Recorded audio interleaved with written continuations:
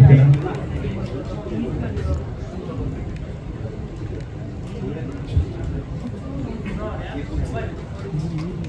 ಎಲ್ರಿಗೂ ನಮಸ್ಕಾರ, good morning.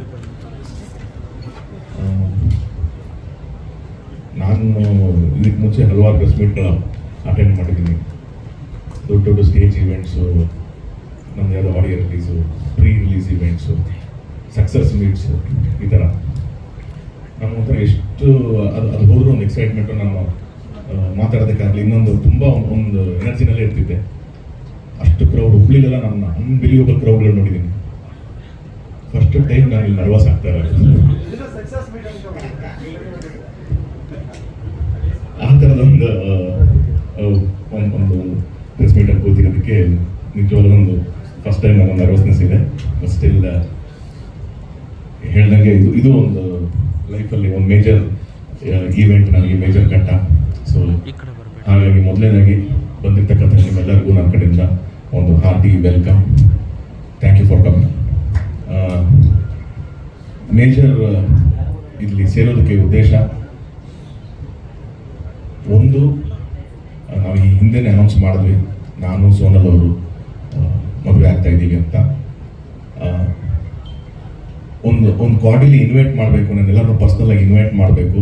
ನನ್ನ ಪ್ರೆಸ್ ಫ್ಯಾಮಿಲಿ ಆಗಿರಲಿ, print media, television, news media ಅಥವಾ ಸೋಷಿಯಲ್ ಮೀಡಿಯಾದಲ್ಲಿರುವಂಥ ಇನ್ಫ್ಲೂಯೆನ್ಸರ್ಸು, ಡಿಜಿಟಲ್ ಮೀಡಿಯಾ ಎಲ್ಲರೂ. ಮೊದಲಾದರೆ ತುಂಬ ಮಿನಿಮಲ್ ಇತ್ತು, ಎಲ್ಲ ಪರ್ಸ್ನಲಾಗಿ ಹೋಗಿ ಇನ್ವೈಟ್ ಮಾಡ್ತಿದ್ವಿ. ಇವಾಗ ಇಷ್ಟೊಂದು ಸಂಖ್ಯೆಯಲ್ಲಿ ಇರೋದ್ರಿಂದ ಈ ಮುಖಾಂತರ ನಾನು ಇನ್ವೈಟ್ ಮಾಡಬೇಕು, ನಾವಿಬ್ಬರು ಸೇರಿಕೊಂಡು ಅಂತ. ಇದು ಫಸ್ಟ್.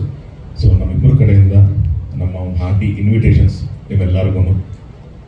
ಇದೇ 10ನೇ ತಾರೀಕು ಸಾಯಂಕಾಲ, ಆಗಸ್ಟ್ 10 ಸಾಯಂಕಾಲ ರಿಸೆಪ್ಷನ್ ಇರುತ್ತೆ. 11ನೇ ತಾರೀಕು ಬೆಳಗ್ಗೆ 10 ಗಂಟೆಯಿಂದ 11:30 ತನಕ ಮುಹೂರ್ತ ಇರುತ್ತೆ. ಸೊ ನೀವೆಲ್ಲ as our family, extended family ಆಗಿ ಬರಬೇಕು ಅನ್ನೋದೇ ನಮ್ಮ ಒಂದು ಮೇನ್ ಉದ್ದೇಶ. ಸೊ ಹಾಗಾಗಿ it's an invitation to all my press and print media family.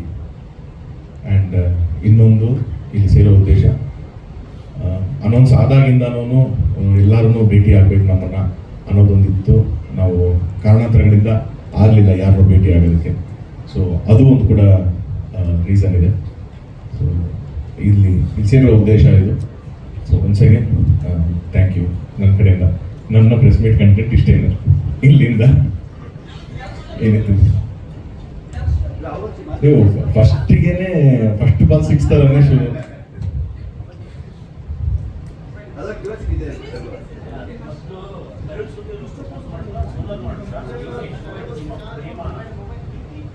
ಅಲ್ಲ, ಏನು ಯಾವ್ದು ಲೈನ್ ಫುಲ್ ಕತೆ ಥರನೇ ಲೆಕ್ಕ ಅದು. ನನ್ನ ಸೋನಲ್ ಪರಿಚಯ ಆಗಿದ್ದು ರಾಬರ್ಟ್ ಅನ್ನೋ ಸಿನಿಮಾ ಮುಖಾಂತರ. ನಾನು ಆ ಸಿನಿಮಾ ಕ್ಯಾಸ್ಟಿಂಗ್ ಮಾಡ್ಬೇಕಾದ್ರೆ ಫಸ್ಟ್ ಟೈಮ್ ಅವ್ರನ್ನ ನೋಡಿದ್ದು. ಐ ಥಿಂಕ್ ನಮ್ಮ ಆಫೀಸಿಗೆ ನಾವು ಅವ್ರನ್ನ ಒಂದು ಆಡಿಷನ್ ಥರ ನಾವೇನು ಕರೆದ್ವಿ, ಅವಾಗಲೇ ನಾನು ನೋಡಿದ್ದು. ಅಲ್ಲಿಂದ ನಮ್ಮಿಬ್ಬರ ಪರಿಚಯ ಶುರುವಾಗಿದ್ದು. ತುಂಬ ಕಡೆ ಇದಿದೆ, ಅಲ್ಲಿಂದನೇ ಲವ್ ಶುರು ಆಯಿತು ಅಂತ ಖಂಡಿತವಾಗ್ಲೂ ಇಲ್ಲ. ಅದು 2019 ಅನ್ಸುತ್ತೆ, ನಾವು ರಾಬರ್ಟ್ ಶೂಟಿಂಗ್ ಮಾಡ್ಬೇಕಾದ್ರೆ ಅಲ್ಲಿ ನಾವು ಪರಿಚಯ ಆಗಿದ್ದು. ಅದು ಬರೀ ಒಂದು ಪ್ರೊಫೆಷ್ನಲ್ ರಿಲೇಷನ್ಶಿಪ್ಪಲ್ಲೇ ಇದ್ವಿ ನಾವು. ಅಲ್ಲಿಂದ ಐ ಥಿಂಕ್ ಒಂದು 5 ಇಯರ್ಸ್, 19, 20, 21, 22, 4 ವರ್ಷ ತುಂಬ ಕಾರ್ಡಿಯಲ್. ವರ್ಷಕ್ಕೆ 2 ಮೆಸೇಜ್, ಅವ್ರ ಬರ್ಡೇಗೆ ನಂದೊಂದು ಮೆಸೇಜು, ನನ್ನ ಬರ್ಡೇಗೆ ಅವ್ರದ್ದೊಂದು ಮೆಸೇಜ್ ಇರೋದು. ಅದು ಬಿಟ್ಟರೆ ಇನ್ನೇನು ಜಾಸ್ತಿ ಇಲ್ಲ. ಅದರ ಕಾಮನ್ ಈವೆಂಟಲ್ಲಿ ಸಿಕ್ಕಿದ್ರೆ ಹಾಯ್ ಹಲೋ ಅಷ್ಟೇ ಇದ್ದಿದ್ದು. ಅದಾದಮೇಲೆ 2023ಇಂದನೇ ನಮ್ಮಿಬ್ಬರು ಒಂದು ಬಾಂಡಿಂಗ್ ಶುರುವಾಗಿತ್ತು. ರಾಬರ್ಟ್ ಸೆಟ್ಟಲ್ಲಿ ಆ್ಯಕ್ಚುಲಿ ದರ್ಶನ್ ಸರ್ ಹಿಂಗೇನು ಸೆಟ್ಟಲ್ಲಿ ಏನೋ ತಮಾಷೆ ವಿಷಯ ಇರಬೇಕು ಅವ್ರಿಗೆ. ಯಾವಾಗ ಯಾರೋ ಕಾಲು ಹಿಡಿದಿರ್ತಾರೆ, ಏನೋ ತಮಾಷೆ ಮಾಡಿರ್ತಾರೆ. ಅಲ್ಲಿ ಏನಾಗ್ತಿತ್ತು ಅಂತಂದರೆ ಇವ್ರದ್ದು ಒಂದು 10 days ಪೋರ್ಷನ್ ಅಷ್ಟೇ ಇದ್ದು. ಇವ್ರದ್ದು ವಿನೋದ್ ಪ್ರಭಾಕರ್ ಅವರ ಪೇರ್ ಮಾಡ್ತಿದ್ರು. ಸೊ ಇವ್ರ ಪೋರ್ಷನ್ 10 days ಇತ್ತು. ಯೂಶ್ವಲ್ ಆಗಿ ದರ್ಶನ್ ಸರ್, ವಿನೋದ್ ಸರ್ ಎಲ್ಲ ಬಂದು ರೆಡಿಯಾಗಿ ಬರೋಕ್ಕಿಂತ ಮುಂಚೆ ನಾನು ಬೆಳಗ್ಗೆ 7:30-8 ಗಂಟೆಗೆ ಶೂಟ್ ಶುರು ಮಾಡಬೇಕು ಅನ್ನೋದಕ್ಕೆ ಇವ್ರನ್ನ ಹೇಳ್ತಿದ್ದೇನೆ, ನೀವು ಬನ್ನಿ ಬೇಗ ರೆಡಿ ಆಗಬೇಕು. ಇವರು ಅಷ್ಟೇ ಸಿನ್ಸಿಯರ್, ಬೆಳಗ್ಗೆ ಬೇಗ ರೆಡಿಯಾಗಿ ಬರೋದು. ಸೊ ನಾನು ಶೂಟ್ ಮಾಡ್ಬೇಕಾದ್ರೆ ಅವಾಗ ದರ್ಶನ್ ಸರ್ ಬರ್ಬೇಕಾದ್ರೆ ಶೂಟ್ ನಡೀತಾ ಇದ್ರೆ ಬಂದು ಮಾನಿಟರಿಂಗ್ ನೋಡೋದು, ಏನಕ್ಕೆ ಇಷ್ಟು ಚೆನ್ನಾಗಿ ಫ್ರೇಮ್ ಇಟ್ಟಿದ್ಯಾ ನೀನು, ಇವ್ರಿಗೆ ಮಾತ್ರ ಯಾಕೆ ನೀನು ಫ್ರೇಮ್ ಇಟ್ಟಿದ್ಯಾ, ನಮಗೆಲ್ಲ ಯಾಕೆ ಚೆನ್ನಾಗಿ ತೋರಿಸಲ್ಲ ನೀನು. ನಾನು ಇಲ್ಲ ಬಾಸ್, ಅದು ರೆಗ್ಯುಲರ್ ಎಲ್ಲ ಹೆಂಗಿರ್ತೀನಿ ಹಂಗೆ ಅದು ಅಷ್ಟೇ ಅಂತ ಹೇಳ್ತಿದ್ರು. ಓ ಇಲ್ಲ ಇಲ್ಲ ನೀನೇನು ಲೈವ್ ನೋಡ್ತಾ ಇದೆಯಾ ನೀನು ಇಲ್ಲೇ. ಸೊ ಅಲ್ಲಿಂದ ಅವರು ಕಾಲಿಡಕ್ಕೆ ಶುರು ಮಾಡಿದ್ರು. ಸೆಟ್ಟಲ್ಲಿ ರೇಗಿಸ್ತಾ ಇರೋರು. ನನ್ನ ಸೆಟ್ಟಿಗೆ ಯಾವತ್ತೋ ಒಂದ್ಸಲ ನಮ್ಮಮ್ಮ ಬಂದಿದ್ರು, ಏನು ನಿಂಗೆ ಓಕೆನಾ ಇವ್ರು ಮದುವೆ ಮಾಡ್ಕೊಳ್ಳ ಅಂತ. ನಮ್ಮಮ್ಮನ ನೀನು ಯಾರು ತೋರಿಸ್ತೇವೆ ಓಕೆನಪ್ಪ ಅಂತ. ಸೊ ಇಟ್ ವಾಸ್ ಒಂದು ಜನರು ತಮಾಷೆನೇ ಹೇಳ್ತಿದ್ರು. ನಾನು ಅದಷ್ಟೇ ಏನು ತಮಾಷೆಗೆ ಇತ್ತು. ಒಂದು ಶೂಟ್ ಮುಗಿದ ಮೇಲೆ ಅದು ಬಿಟ್ಬಿಟ್ಟಿದ್ವಿ. ಅದಾಗಿ ಒಂದು ಎಷ್ಟೋ ವಿಷಯ ಮೋಸ್ಟ್ಲಿ ಅದು ಆ ಸೆಟ್ಟಲ್ಲಿ ಅಷ್ಟು ಅದು ಮಾತಾಡಿದ್ದಕ್ಕೆ ಅಲ್ಲಿಂದ ಸ್ಪ್ರೆಡ್ ಆಯ್ತು ಅನ್ನೋ ಗೊತ್ತಿಲ್ಲ. ಸೋನರ್ ಅವ್ರು ಹೇಳೋ ಪ್ರಕಾರ ಅದು ಆಲ್ಮೋಸ್ಟ್ ಎಲ್ಲ ಇವ್ರು ಯಾವ ಶೂಟಿಂಗ್ ಸೆಟ್ ಹೋದ್ರು ಅಲ್ಲೆಲ್ಲ ಕೇಳೋರಂತೆ, ನೀವು ತರುಣವರು ಡೇಟ್ ಮಾಡ್ತಿದ್ದೀರಾ ಹೇಗೆ ಅಂತ. ನಮಗೆ ಪರಿಚಯನೂ ಇರಲಿಲ್ಲ ಅವಾಗ. ಸೊ ಅಲ್ಲಿಂದ ಒಂದು ಅದು ಆ ಥರ ಒಂದು 4 years ಗ್ಯಾಪ್ ಆಗಿತ್ತು. ನಾನು ಮತ್ತೆ ಕಾಟೇರ ಶುರು ಮಾಡಿದಾಗ ನಾನು ಶೂಟಿಂಗ್ ಮಾಡ್ಬೇಕಾದ್ರೆ ಒಂದು ದಿವಸ ನನ್ನ ಸ್ನೇಹಿತರಲ್ಲಿ ಸುಧಾಕರ್, ಚಿಕ್ಕಣ್ಣ ಇವರೆಲ್ಲರೂ ಮತ್ತೆ ಯಾವಾಗ ಹೇಳೋರು ನನಗೆ, ಇಲ್ಲ ಸೋನಲ್ಲಿ ಚೆನ್ನಾಗಿ ಒಂದು ಪೇರ್ ಆಗ್ತಾರೆ, ನೀನು ಯಾಕೆ ಯೋಚನೆ ಮಾಡಲ್ಲ. ಯಾಕೆ ನನಗೆ ಅದ್ರ ಬಗ್ಗೆ ಹೇಳ್ತೀನಿ, ನನ್ನ ಸಿನಿಮಾ ನಂದಿನ ಫೋಕಸ್ ಬೇರೆ ಇದೆ, ಯಾಕೆ ಬಿಟ್ಬಿಡಿ ಅಂತ. ಆಮೇಲೆ ನನಗೆ ಇವತ್ತಿನವರೆಗೂ ಬೇರೆ ಯಾರ ಬಗ್ಗೆ ನೋಡಲ್ಲ, ಏನೇ ಕೇಳಿದ್ರು ಇಲ್ಲ ನನಗೆ ಸುಧಾಕರ್ ಅವ್ರು ಹೇಳೋದು, ನಾನು ಅವ್ರ ತಂಗಿ ಇದ್ದಂಗೆ ಒಳ್ಳೆ ಹುಡುಗಿಯವರು, ನಿನ್ನ ಬಗ್ಗೆ ನನಗೆ ಗೊತ್ತು, ನೀವು ಒಳ್ಳೆ ಪೇರ್ ಮಾಡ್ತೀರಾ. ನನಗೆ ಯಾಕೆ ಹೇಳ್ತೀರಾ ನೀವು, ಬಿಡಿ ನನ್ನ ಅಂತ ನಾನು ಹಂಗೆ ಅವಾಯ್ಡ್ ಮಾಡ್ಕೊಂಡು ಬರ್ತಾ ಇದ್ದೆ. ಕೊನೆಗೆ ಒಂದು ದಿವಸ ಸೋನಲ್ ಅವರು ಫೋನ್ ಮಾಡ್ತಾರೆ ನನಗೆ, ಮಾಡಿಬಿಟ್ಟು ಸರ್ ಇದು ನಿಮ್ಗೆ ಗೊತ್ತಾ ವಿಷಯ, ಎಲ್ಲ ಕಡೆನೂ ನಾವಿಬ್ಬರು ಡೇಟ್ ಮಾಡ್ತಿದ್ದೀವಿ ಅಂತ ಹಿಂಗೆ ಮಾತಾಡ್ತೀರಾ ಸರ್, ನಾನು ಯಾವ ಸೆಟ್ ಹೋದ್ರೂ ಆ ಥರ ಫೀಲ್ ಮಾಡ್ತಿದ್ದಾರೆ. ಸೊ ನಾಳೆ ನಿಮ್ಗೇನೋ ಇದು ಬಂದರೆ ನನ್ನ ಬಗ್ಗೆ ಏನು ತಿಳ್ಕೊಬಿಡಿ ಸರ್, ನಾನು ಎಲ್ಲೂ ಆ ಥರ ಮಾತಾಡಿಲ್ಲ ಅನ್ನೋದು ಶುರು ಮಾಡೋದು. ನಾನು ಒಂದು ಇಲ್ಲ ನನಗೂ ಗೊತ್ತಿಲ್ಲ, ಯಾಕೆ ಹೋದಲ್ಲೆಲ್ಲನೂ ನನ್ನ ಫ್ರೆಂಡ್ ಸರ್ಕಲ್ ನಿಮ್ಮ ವಿಷಯ ಮಾತ್ರ ಹೇಳಿದ್ದಾರೆ, ಬಿಡಿ ಆ ಥರ ಏನು ಕನ್ಫ್ಯೂಷನ್ಸ್ ಏನಿಲ್ಲ ಅಂತ. ದೆನ್ ಅವಾಗ ಮಾತಾಡ್ಬೇಕಾದ್ರೆ ಅನ್ಸಿದ್ದು, ಯಾಕೆ ಇದು ಒಂದು 3-4 years ರಿಪೀಟೆಡ್ ಆಗಿ ಬರ್ತಾನೆ ಇದೆ ಇದು ಅಂತಂದ್ರೆ ಏನು, is it that universe that is trying to connect us, ಅಥವಾ ಒಂದು ನನಗೊಂದು ಅರೇಂಜ್ ಮ್ಯಾರೇಜ್ ಆಗಿ ಒಂದು ಪ್ರಪೋಸಲ್ ಈ ಥರ ಬಂದಿರೋ ಖಂಡಿತವಾಗಿ ನಾನು ಕನ್ಸಿಡರ್ ಮಾಡ್ತಿದ್ದೆ ನಾನು. ಹಾಗಿದ್ರೆ ಮಾತಾಡಿ ನೋಡೋಣ, if that is happening then let us talk ಅಂತ. ಐ ಥಿಂಕ್ 23 January February ಅದು ಮಾತುಕತೆ ನಾವು ಜನರು ಅರ್ಥ ಮಾಡ್ಕೊಂಡು ಅಟ್ಲೀಸ್ಟ್ ಅಂತ ಒಂದು ಶುರುವಾಗಿದೆ. ಫ್ರೆಂಡ್ಶಿಪ್ ಇನ್ನೊಂಚೂರು ಕ್ಲೋಸ್ ಆಗಿ ಮೂವ್ ಆಯಿತು.